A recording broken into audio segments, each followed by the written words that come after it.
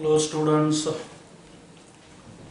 this is about a morphology of flowering plants. I was describing about flowers. In the description of flower, we have been dealing with various parts of a flower. You may recall a typical angiosperm flower has got 4 floral parts in it. One is called calyx, another one is corolla, third one is androecium, fourth one is known as gynoecium. Among the 4 floral parts, calyx and corolla we have described in the previous class. Calyx is made up of sepals. Those sepals may be united or they may be free also. If there are united sepals, it is called gamosepalous. Free sepals means it is called polysepalous. Similarly, corolla is made up of petals.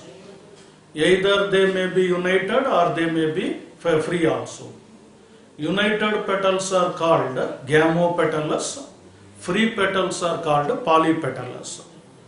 One interesting aspect I was telling you in the previous lecture was regarding aestivation. Aestivation refers to arrangement of floral parts over the thalamus. How calyx and corolla are arranged over the thalamus. That is important point. So it may be valvate aestivation, where the margins of sepal or petal will be simply touching each other. They do not overlap, they simply touch each other. Second one is known as a twisted aestivation, where one of the margins will be above another margin of next sepal or next petal. So margins are overlapping each other means it is called twisted aestivation. There is a third type called imbricate aestivation, you may be remembering. Imbricate aestivation will be having not a regular arrangement. Out of 5 petals, one will be completely inside, one will be completely outside. Remaining 3 are in twisted aestivation. Yesterday in the previous class, I drew the diagram and I gave you examples also. For valvate, example is sepals of hibiscus. For twisted, example is petals of hibiscus, petals of rose, you can write. For imbricate aestivation, gulmohar flower I told you, it is an yellow color flower which will exhibit imbricate aestivation. Then fourth type is called vexillary aestivation it is called. In vexillum aestivation, we know that it is otherwise called descendingly imbricate aestivation also, or papilionaceous aestivation also it is called. Papilionaceous. In the previous class, I would have introduced this word also. Papilionaceous aestivation or papilionaceous corolla is looking like insects. So it is called papilionaceous corolla we are taking. How it is looking like insect? Why do we compare this with the insect means? There are 5 petals. One of them is larger and present outwardly. That larger petal which encloses other 4 petals, this is called standard petal we can see. That is the standard petal. Inside the standard petal, on the lateral side, 2 more petals are present, smaller petals are present. They are called wing petals. We have seen this already. Remaining 2 petals are found innermost condition. They are united. Remember, these 3 are not united, but these 2 are united here. Gamopetalous. These are called keel petals we can see. So there are 2 keel petals, 2 wing petals, 1 standard petal. Such a condition is called papilionaceous corolla or papilionaceous aestivation or descendingly imbricate aestivation, vexillary aestivation it can be called. Standard petal is otherwise known as vexillum, we can say. It is otherwise known as vexillum also. In your textbook it is not given, just remember, that's why it is called vexillary aestivation, we can say. Papilionaceous corolla is found in pea flowers, remember, pea flowers. Okay students, this is regarding types of petals or aestivation, types of aestivation. Already I told you about phyllotaxy, arrangement of leaf over the stem. Secondly, we have seen about description of flower with reference to position of ovary. Do you remember in the previous class I told you hypogynous flower with superior ovary, perigynous flower with a half superior ovary, epigynous flower with inferior ovary, like that we have described. I drew the diagrams and I gave you examples also. Now in today's lecture, let us continue about the third part of the flower, an angiosperm flower. Let us see about the third part in detail actually. Very important part, more terminologies are there, try to listen. The third floral whorl we are going to discuss here is about androecium, remember, androecium. First one is calyx, second one is corolla, third one is androecium. Androecium is considered as male reproductive part of the flower, we can say. It is the male reproductive part. From this part only, male sex cells or reproductive cells will be produced. Now listen, androecium is made up of stamens, we can say, or stamen is the unit of androecium. We should not write staman for singular. Singular is stamen only, plural is stamens here. That's all.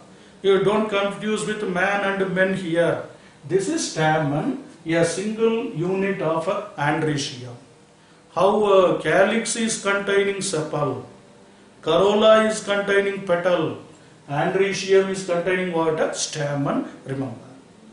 If you take one stamen and study about its structure, remember, each stamen in androecium is made up of three major parts in it.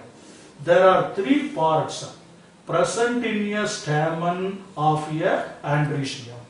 So the stamen is made up of how many parts? Three parts are there. What are those three parts of an stamen? There is a stalk, otherwise what is that, tube-like structure present here.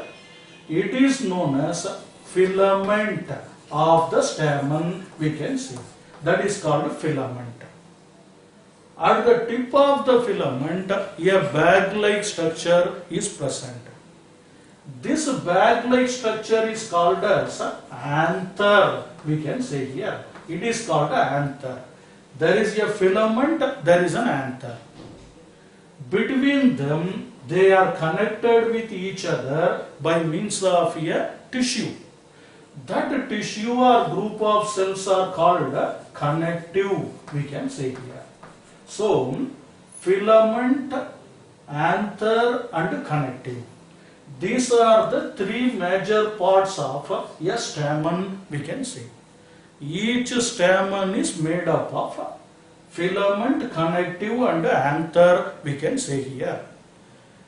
Among the three parts, anther is playing very important role in the androecium actually. Anther is playing very important role in the sexual reproduction. In most of the anthers or in most of the angiosperm, the anther will be bilobed, we are telling.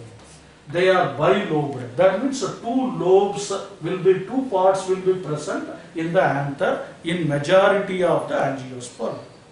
Of course, some of them may be unilobed also.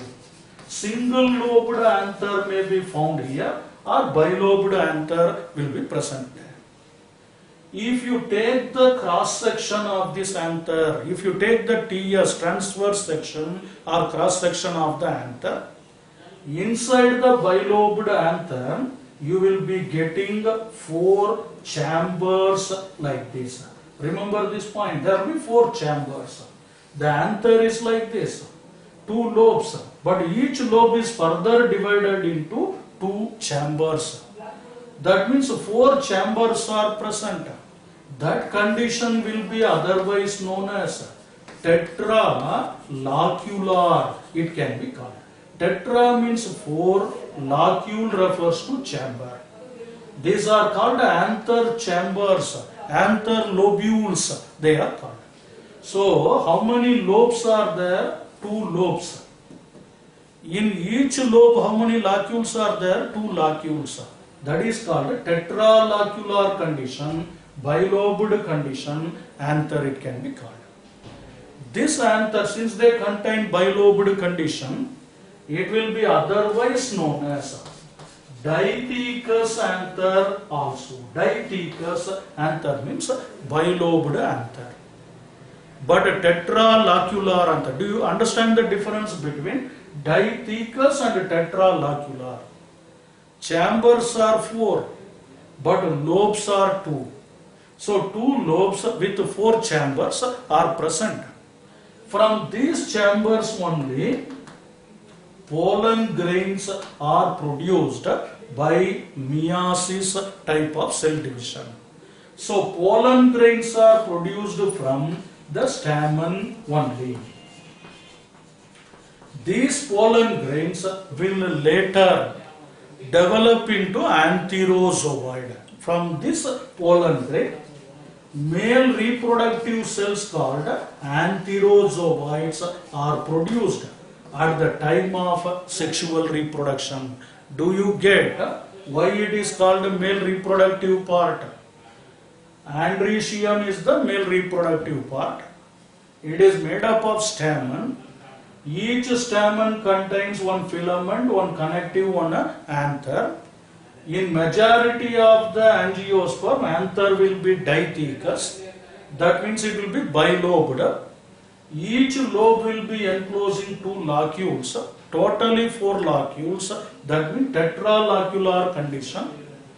In this tetralocular, in this locule only, pollen grains are produced. The detailed process of pollen grain formation we will see later. In second year you will be studying. So pollen grains are produced where? In the locule.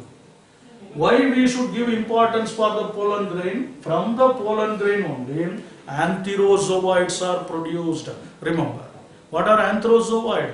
Male reproductive cells, which are otherwise known as male gametes, we can see. Male gametes, remember. Okay. Now let me come to another point here. Stamen means it must be reproductive part. It must be able to produce antherozoid. Okay. But there are some incomplete flowers in angiosperm. You know incomplete flower? Any floral whorl will be missing. I told you. They won't have 4 floral whorls. One of them may be missing. One of them may be non-functional. If at all any andrecium has got non-functional stamen. Imagine if anything has got a non-functional stamen, such a stamen will be otherwise known as a staminode, we are telling. Try to get this point. In 1 mark, often this question was asked. What is a staminode? It is a non-fertile stamen. Otherwise, non-functional stamen, sterile stamen, it can be called. It is otherwise known as what? Sterile stamen, it can be called. Such a sterile stamen will be called as what? A staminode, we can say. Okay. Let me come to some other terminologies related to stamen or androecium. Listen to me carefully. There are certain terminologies for describing a stamen actually. We must know what is called as monoadulpous stamen. We have to check here. Monoadulpous stamen we have to know. In the case of monoadulpous stamen, all stamens are united to become one bundle, we can say. Single bundle. The stamens are united. Otherwise, filaments are united, I can say. Stamens are united to become a single bundle or one bundle, we can say. If the stamens are united to become one bundle, then it is called monoadulpous condition. Where, sir, we can come across monoadulpous condition means? In hibiscus, we have seen about monoadulpous condition. Please students remember, in hibiscus, there is a condition like this. You might have observed. The flower will be like this, and here it is dasola, that is called hibiscus. In that flower, here you could see the stamens like this. These stamens are arranged into one bundle.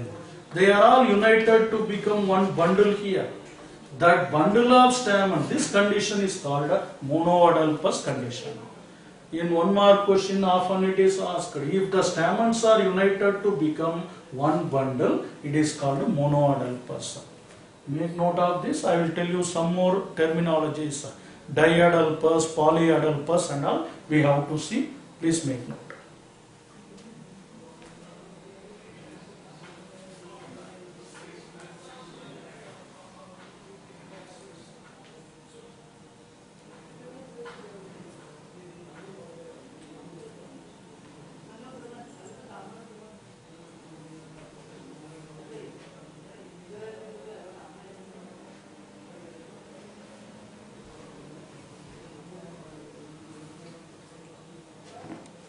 Okay, let me rub this. We shall continue some more points related to androecium. One is called monoadulpous. Let me tell you about what is called diadulpous condition here. Diadulpous stamen or diadulpous condition means the stamens are united to form two bundles. So here stamens are united to produce two bundles. To produce or to become two bundles means it is called as what is that? Diadulpous condition. What is the example for diadulpous? Pea flowers are exhibiting this diadulpous condition. Pea flowers. In pea flowers, there will be 10 stamens present here. 10 stamens means multiples of 5. Pentamerous condition, I told you. How these 10 stamens are arranged means 9 of them will be arranged in one bundle, and only one stamen will be separate like this. Remember, here in this bundle, 9 stamens are present like this. 4, 5, 6, 9 like that. 9 stamens will become one bundle, and only one stamen will be separate. So there are two bundles in 9 plus 1 arrangement. Such a condition is called diadulpous condition. We find them in the pea flowers actually. There is a third terminology we can remember. It is known as polyadulpous condition, we can say here. Polyadulpous. What is many adulpus condition? That means stamens are united to produce many bundles. So there are many bundles of stamen. Here only one bundle, here two bundles, here many bundles. For example, listen here. This is one bundle, this is another bundle, third bundle like this. Here stamens are united like this. Number may be 10, 15, 20, whatever it is. But they are grouped into three bundles. When are not even three, many bundles like this. So if the stamens become many bundle, it is called a polyadulpous condition. Example for that is citrus flower we can see. In a citrus flower, lemon and all, we come across a polyadulpous condition. So in Andrecium, dear students, remember the three important terminologies. What is monothecous? That is different. Monoadulpous is different. If there is only one anther lobe, it is called monothecous. Two anther lobe means dithecous. One bundle of stamen refers to monoadulpous hibiscus. You know that hibiscus has got only one bundle of stamen. I drew the diagram here.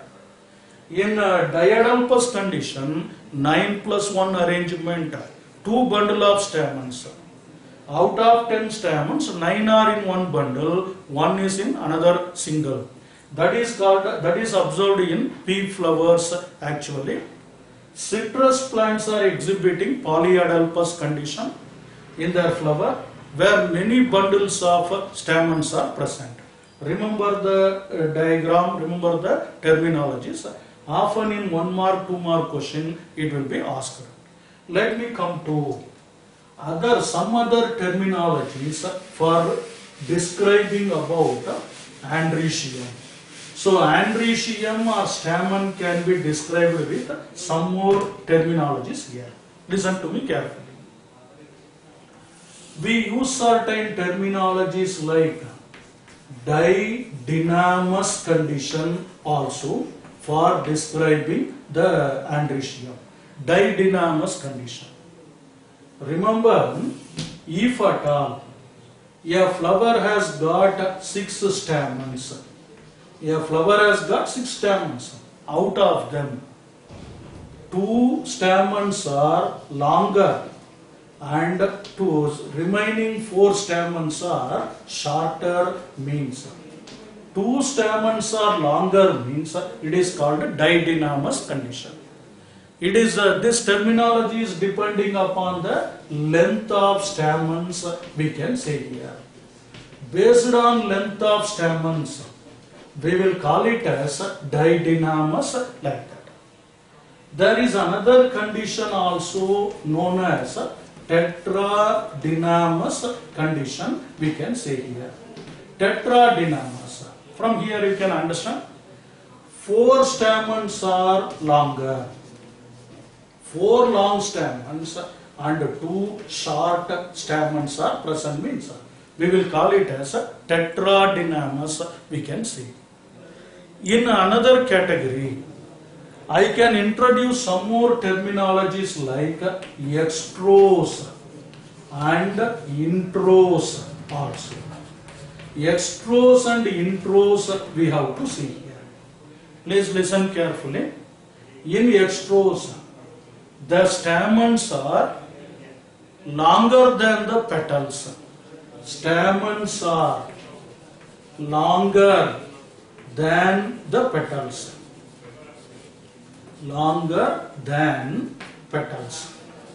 That is called, what is that? Extrose condition. In hibiscus we see extrose condition, where the stamens will be protruding outwardly, petals will be here. So stamens are longer than the petals means it is called extrose.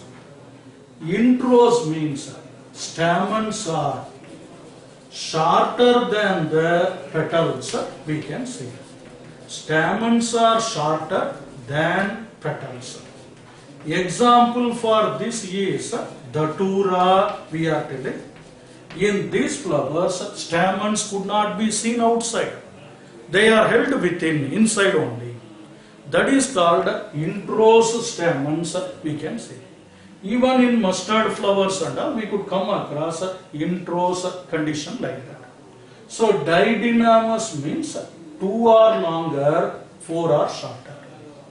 Tetradynamous means 4 or longer. Depending on length, we use length of stamen, we use these 4 terminologies.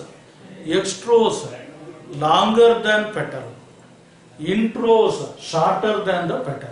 So that ability, that condition, these terminologies we are going to discuss here. In addition to this, I will explain you some more terminologies. Just make note of your note.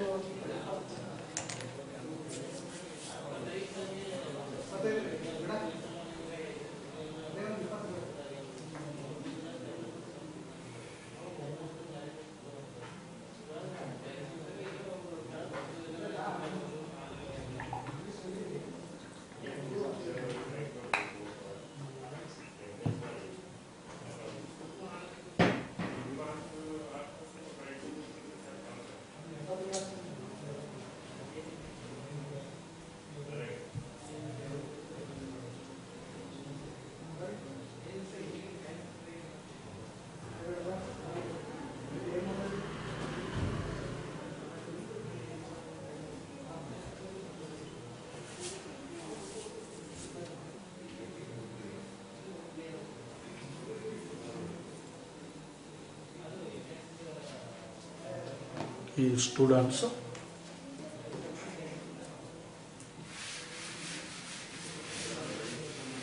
two more terminologies I want to explain here related to stamen. We shall see what is called epipetalous condition and what is called epiphyllous condition. We have to check. In epipetalous condition, the stamens are united with petals. Stamens are united with petals. Usually stamens are different, but they are united with petals, means it is called epipetalous condition. In epiphyllous condition,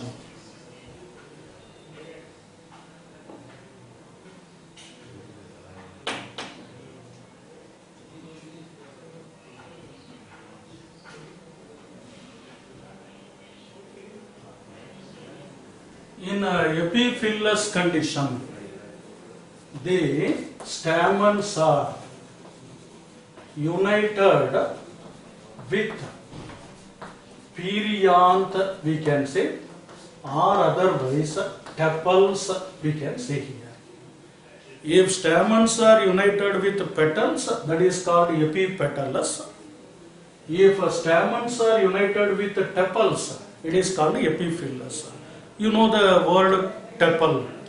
It is the unit of perianth, we can say here.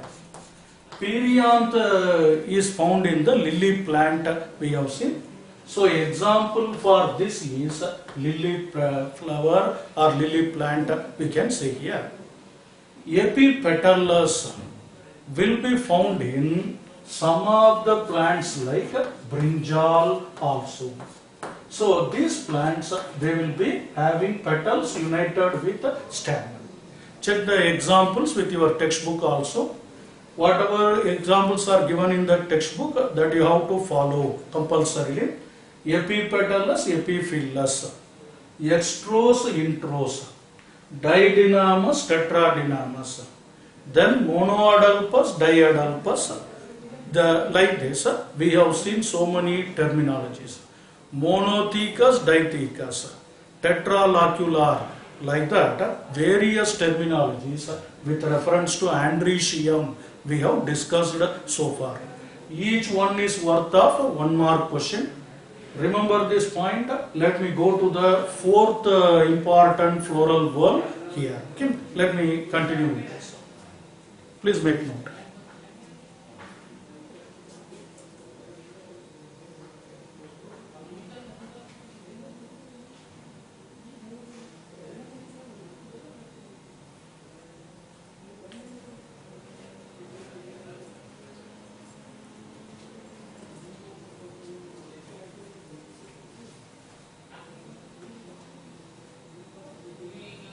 Okay, students,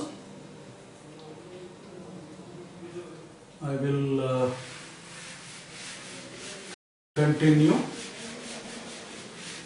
about fourth floral verb.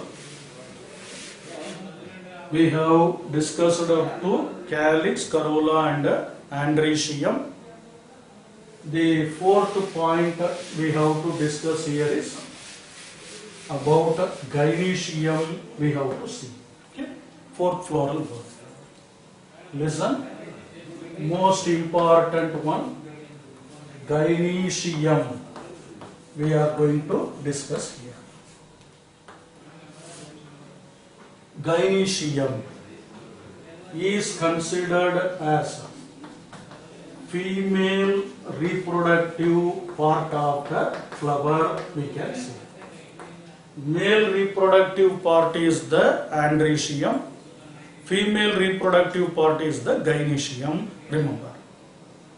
The gynoecium is made up of its own unit called carpel, remember this point, carpels.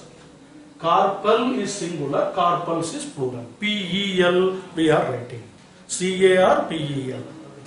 Here I will introduce one more point. Generally, gynoecium will be otherwise known as pistil also. Pistil. Pistil refers to gynoecium only.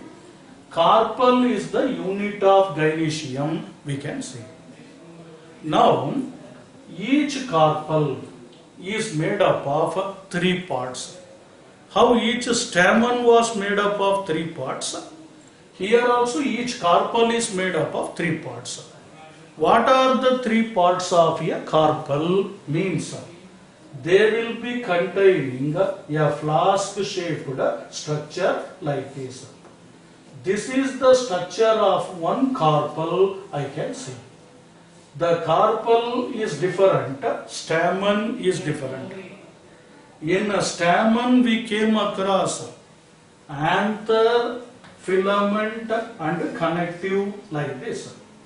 But here in carpel there are three parts, namely ovary is the basal part present here, ovary.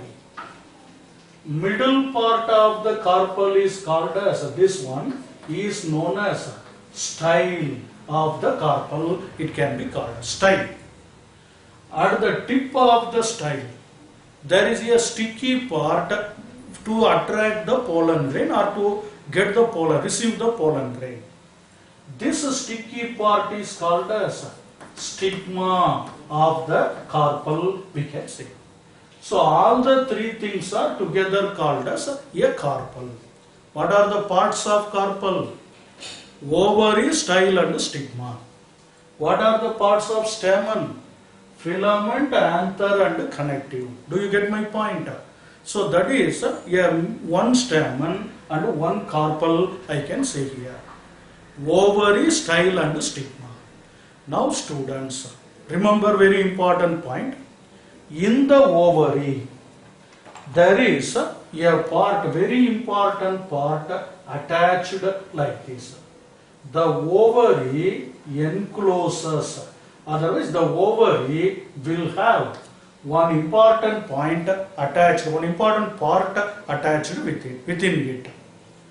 This part present within the ovary, this is called ovary, and this part present within the ovary is called ovule, we can say here. It is the ovule. So ovule is there. Surrounding that ovule there is ovary. The ovary has got one style. At the tip of the style, there is stigma. So totally I can say ovule, ovary, style and stigma. They all are present in a carpel actually. Now let me come to another point. How this ovule is attached with the ovary means there is another tissue. A very important tissue is present in the between ovary and ovule. So to the inner walls of the ovary, ovule is attached by means of a tissue here. The name of the tissue is called placenta, we can see. Another important word, placenta. Here I told you, in anther I told you connective. Connective will connect anther and filament. But a placenta will connect ovule with ovary. Ovule is present inside the ovary and they are connected by means of a tissue called placenta, remember. Do you understand my point? Now remember this point. In different angiosperms, different type of attachment of ovule with the ovary will be found.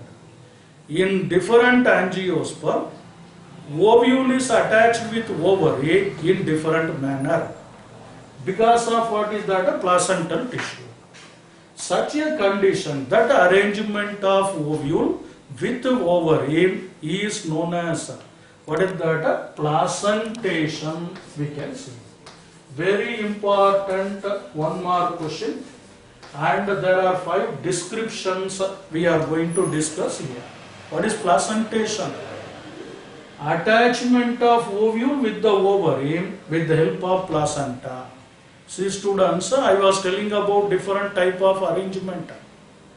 Phyllotaxy, arrangement of leaf over the stem.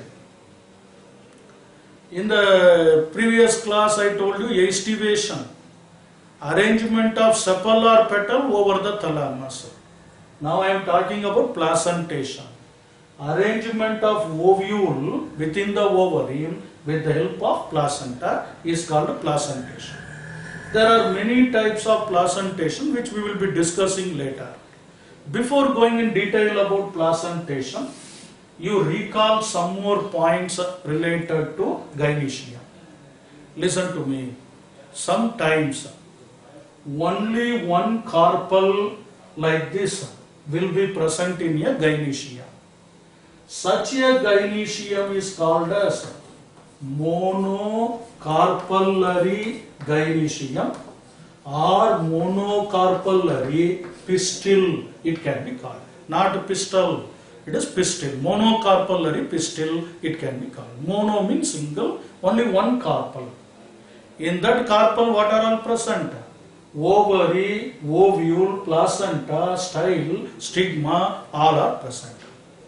But one interesting point, number of ovules need not be equal to number of ovary.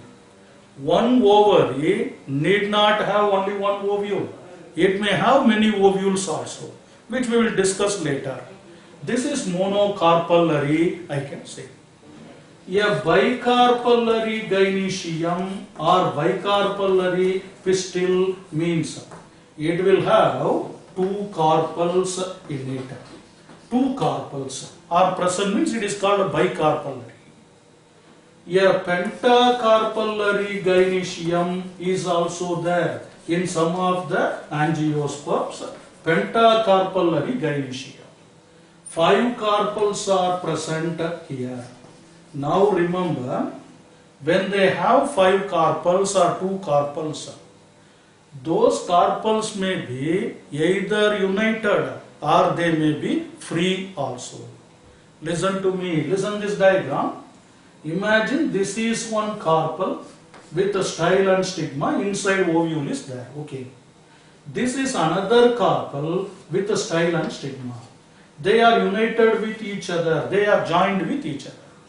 Suppose if there is a pentacarpellary gynecium, they are united like this, a third one, fourth, fifth, style, stigma like that, they are united with each other.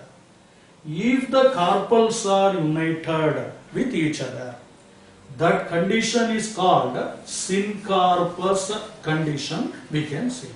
Syncarpous gynoecium or syncarpous condition. What is syncarpous condition? United carpels. Carpels are united. Remember, CARPELS, not CARPALS. Those carpels you will be seeing in skeletal system of human physiology. Here you remember, syncarpous condition refers to united carpel.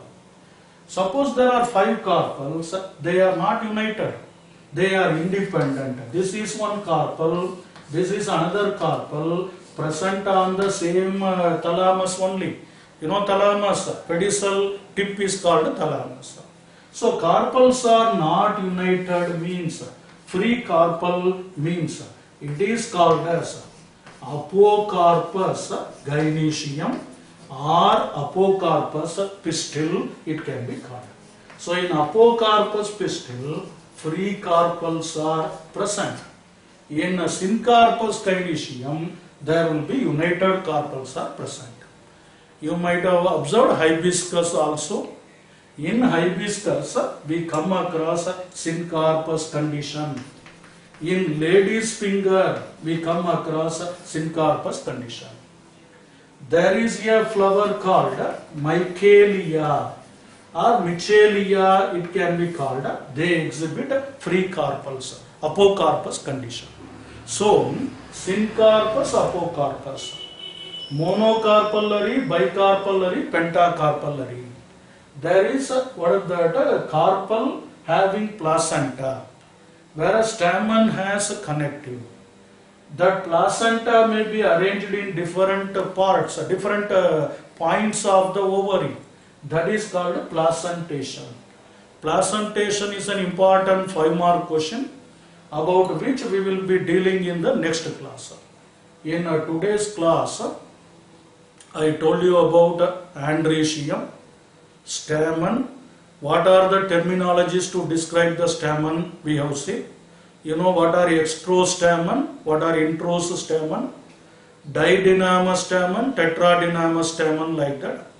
Epipetalous condition, epiphyllous condition, various, even dithecous, monothecous, like that. So many terminologies we have seen. Stamen is the unit of androecium.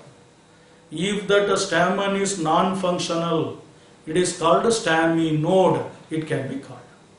But here when we come to gynoecium, it is otherwise known as pistil, it is the female reproductive part. Gynoecium is made up of what? Carpel. Each carpel is containing 3 major parts: ovary, style and stigma. Inside the ovary what is present? Ovule. That ovule is attached with the inner surface of ovarian wall or ovary wall by means of a tissue called placenta. Arrangement of placenta in different angiosperm is called placentation. Recall phyllotaxy, aestivation, placentation. Definitely among the 3, any one can be asked in 5-mark question. Arrangement of leaves over the stem is called phyllotaxy. Arrangement of sepals and petal over the thalamus is called aestivation. In the previous class we discussed. Now this is called placentation. Arrangement of placenta in different points of the ovary. We will discuss it later. Now in addition to this, I used some more terminologies. Very important is syncarpous and apocarpous. Syncarpous means united carpels, apocarpous means free carpels. Let us continue in the next class. Okay, let me stop it.